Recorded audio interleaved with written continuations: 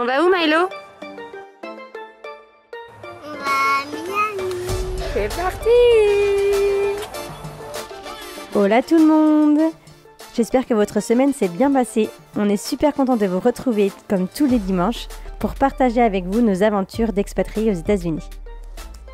Chez nous, cette semaine, c'est Thanksgiving.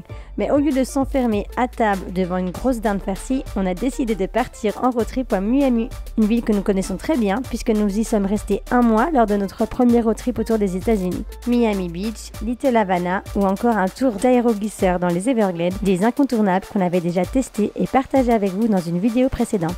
Il y a tellement de choses incroyables à faire dans cette ville qu'on avait très envie d'y retourner. Alors attention, Miami, on arrive!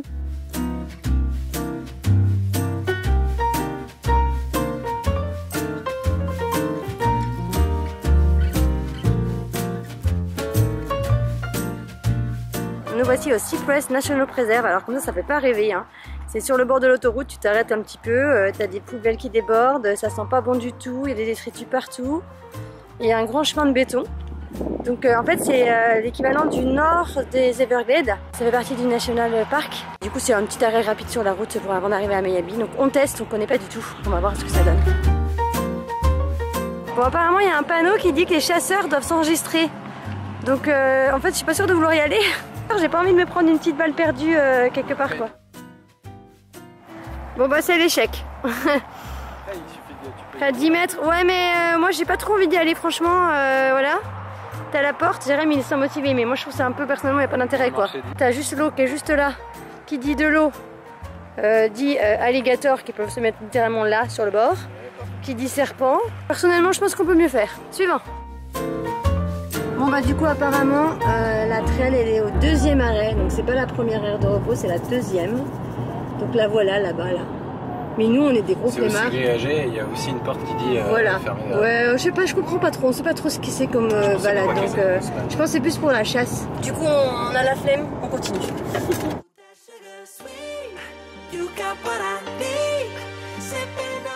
Alors on est arrivé dans notre Airbnb pour 3 jours, c'est dans le quartier, à côté du quartier de Wildwood où il y a tous les murals.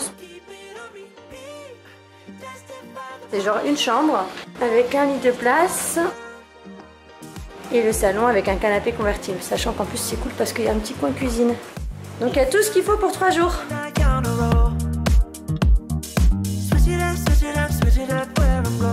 À peine arrivé, direction le Design District. Un centre commercial extérieur rempli de boutiques de haute couture et d'expositions d'artistes contemporains. Même les balançoires ont du style.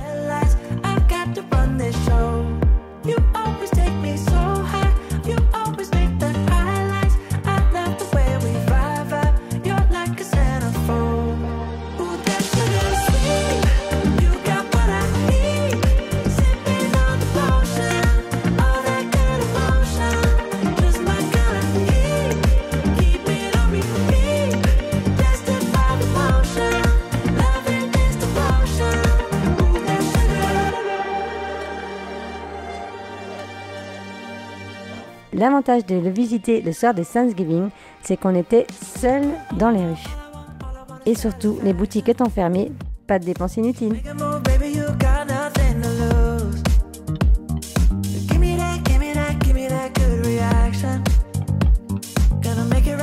Bon alors, le soir de Thanksgiving, on décide d'aller au Design District qui est à côté de la maison. C'est super bien, c'est sympa, il n'y a personne. Sauf que du coup, on n'a pas réservé de restaurant, on n'a vraiment rien à manger. Nous, on a payé 13 $ de parking pour rester ici et on a regardé les restaurants, c'est aussi cher que Cartier, Gucci et Louis Vuitton, tu vois. Donc, on a trouvé un restaurant coréen entre 50 et 100 $. Par personne.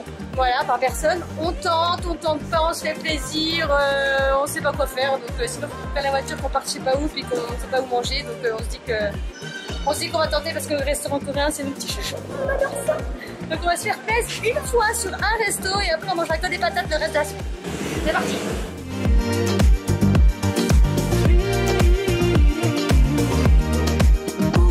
Alors Tout réservé, comme d'hab. Hein. L'hôte, elle aime pas réserver, même quand elle a l'opportunité de le faire parce qu'elle a regardé.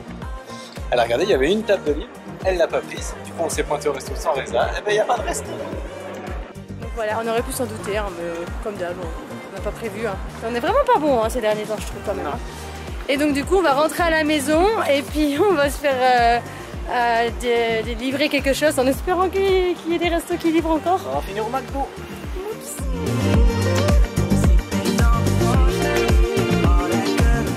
Et alors, vous ce soir, cette histoire finit en coréen, pas cher en livraison.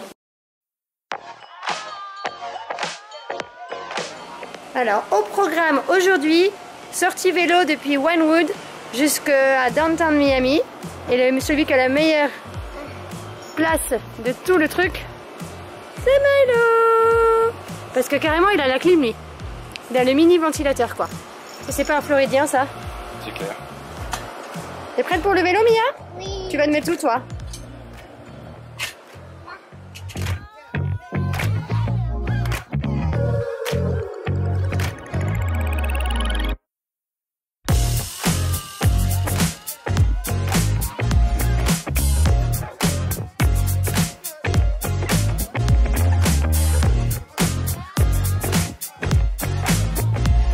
On arrive au bord de l'eau, ça fait plaisir parce qu'il y a quand même des boulevards, il y a une piste cyclable, mais c'est pas très rassurant quand même.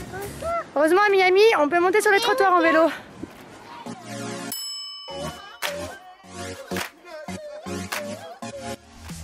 Bon, vous l'avez vu dans la carte précédente, notre idée au départ était de descendre jusqu'à l'île de Brickwell.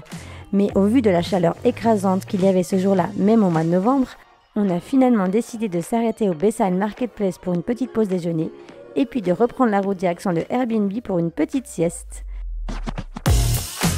Une idée qui nous a coûté cher, puisque le marché est un endroit très touristique et honnêtement, on n'était vraiment pas prêt à payer 28 $ pour un burger. Mais bon, à ce prix-là, vous avez la vue sur la marina.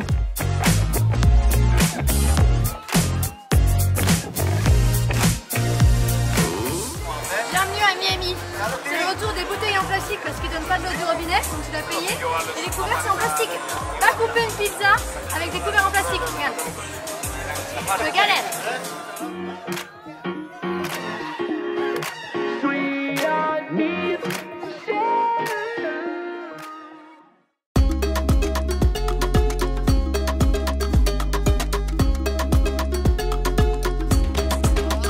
Après s'être bien reposé, ce soir on part faire la fête et surtout manger dans un de nos restaurants cubains préférés.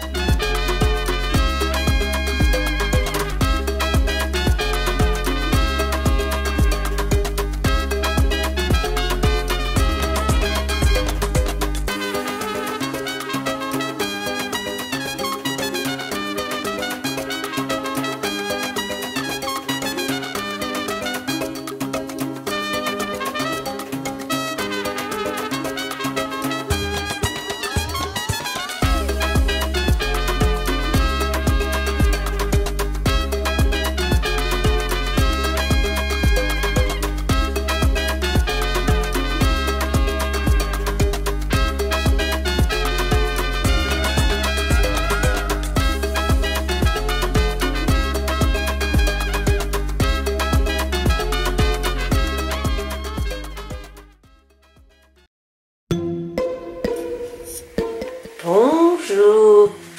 Deuxième matin à Miami. On a très mal dormi. La clim s'est arrêtée au milieu de la nuit. Il faisait je sais pas combien de degrés dans la maison. C'est là qu'on se dit qu'on est des vrais Américains. On peut pas vivre sans la clim. Programme d'aujourd'hui. Qu'est-ce qu'on fait faire aujourd'hui, Mia? On va au musée, à la boulangerie. Alors, on va à la boulangerie. Après, on va au musée. Et après, on va à la plage.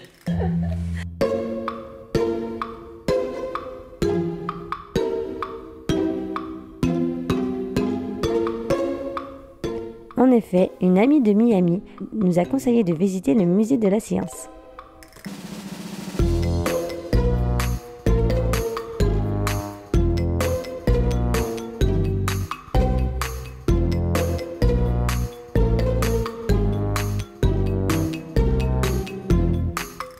Ce bâtiment en plein centre-ville de Miami est construit sur 6 étages et offre une vue magnifique sur la baie et les gratte-ciels.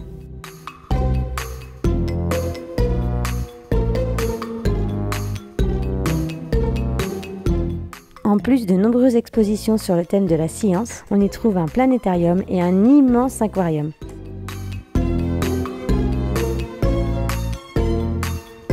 Celui-ci s'étend sur 3 étages.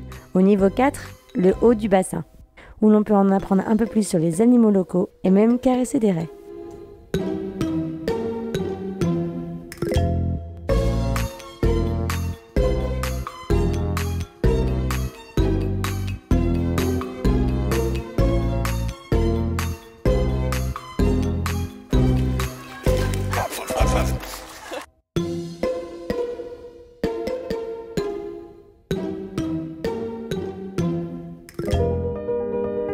Place au niveau 3, une immersion totale dans la faune et la flore aquatique de Floride. C'est rigolo. Ça te plaît, Milo? Tu vois les poissons? Tu vois le poisson?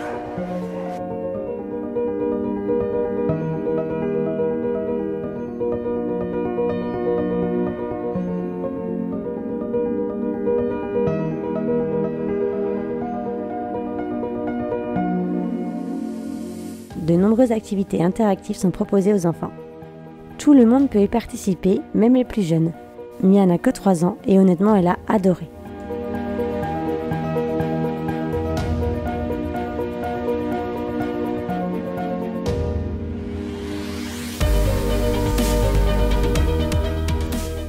Niveau 2, le clou du spectacle.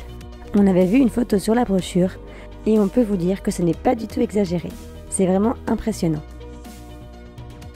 Grâce à une ouverture de 10 mètres de diamètre dans le fond de l'aquarium, il est possible de passer sous le bassin. Les tortues, les raies et les requins-marteaux nagent au-dessus de votre tête. Un moment juste inoubliable.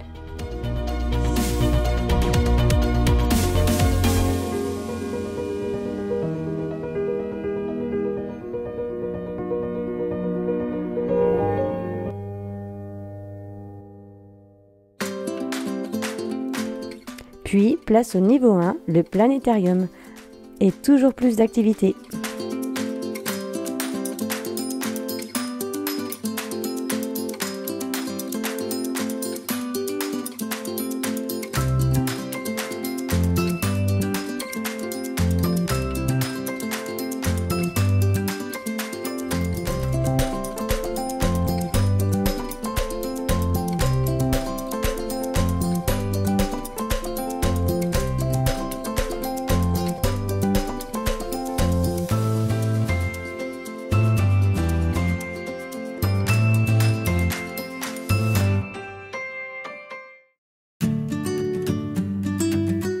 Et pour finir la journée en beauté, direction Key Biscayne, une petite île au sud de downtown avec des plages magnifiques.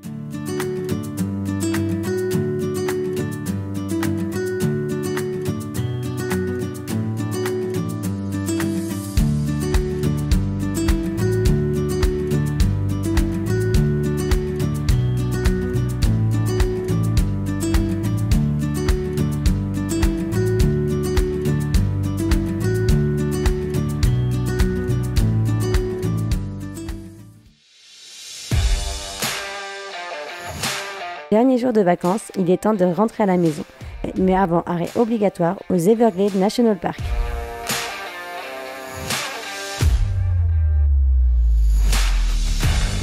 C'est le retour du vélo. Cette fois, on va voir quoi? Des alligators, des serpents. On est au Everglades National Park et en fait on avait déjà fait la dernière fois, on avait fait qu'un petite randonnée parce qu'on n'avait pas eu beaucoup de temps. Et là on est en chemin pour rentrer et du coup on va se faire un autre endroit qui est à Shark Valley Visitor Center qu'on n'avait pas encore fait. Et comme on est très organisé, on va faire un tour de vélo à midi. Donc il va faire très chaud, heureusement il y a un peu de vent. C'est parti pour une balade de 25 km aller-retour jusqu'à la tour d'observation.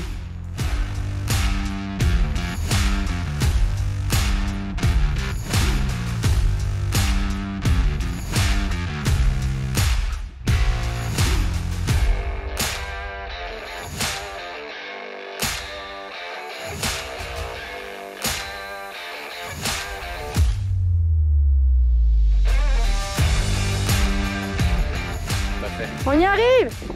Voilà la tour. Il reste 2 miles. C'est chaud quand même, hein? Tu galères? Franchement, j'avoue, il fait chaud. Hein. Ça va quand tu pédales parce qu'il y a du vent, mais quand tu t'arrêtes, c'est chaud quand même.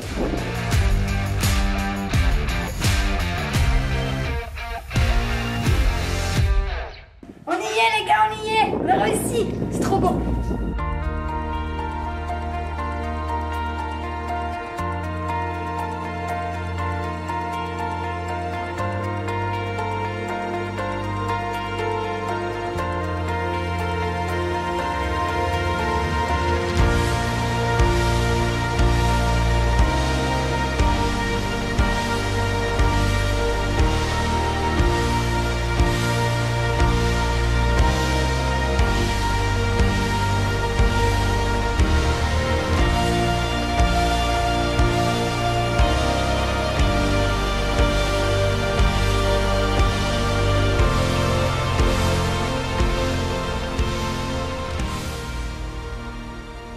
Voilà les copains, j'espère que cette visite vous a plu. N'oubliez pas de vous abonner à notre chaîne si ce n'est pas encore déjà fait.